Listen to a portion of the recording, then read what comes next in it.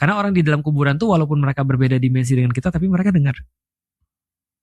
Emang iya? Mereka dengar. Mereka dapat. Ini dapat dari hadis? Dari hadis. Jadi dari hadis dikatakan bahwasanya mayit itu ketika diantarin ke alam kubur itu dengerin telapak kaki kita.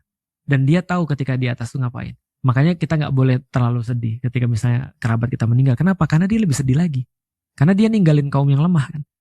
Nanti dia tahu apa yang terus kemudian terjadi di atas. Ya dia dengar semua itu. Orang-orang ninggalin dia semua sudah tahu juga tahu juga. Berarti di luar bahwa amalnya udah putus, jadi apapun yang kita apapun yang dia udah nggak bisa ngapa-ngapain ya.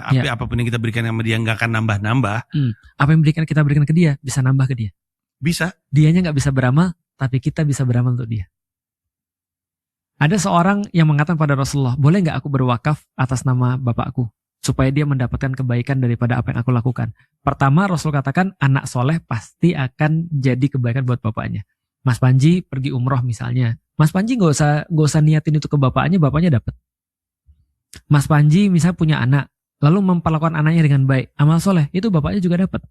Kalau misalnya kita lakukan, dia pasti bisa jadi dapat. Rasul katakan wakafkan atas nama bapakmu, karena dia akan dapat apa yang kamu lakukan itu. Nah, jadi artinya dia nggak bisa beramal lagi, tapi kita bisa beramal untuk dia.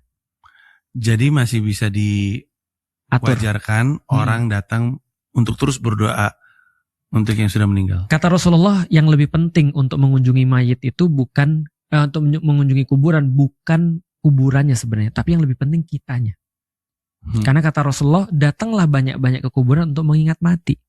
Kenapa? Karena mengingat mati itu adalah obat terbaik. Orang sombong ingat mati jadi bisa jadi terus kemudian tobat. Orang lagi sibuk ingat mati jadi dia harus tahu prioritasnya kemana. Mati itu adalah pengingat terbaik karena itu pemutus daripada semuanya kan. Kita disuruh ingat mati supaya kita tahu hidup itu seperti apa. Yang aku bilang di awal, orang nggak akan pernah menghidupi dirinya dengan maksimal kecuali dia tahu mati. Tapi kalau misalnya dia nggak tahu mati, gimana dia bisa hidup dengan benar? Orang bilang gini, you only live once, itu benar, YOLO.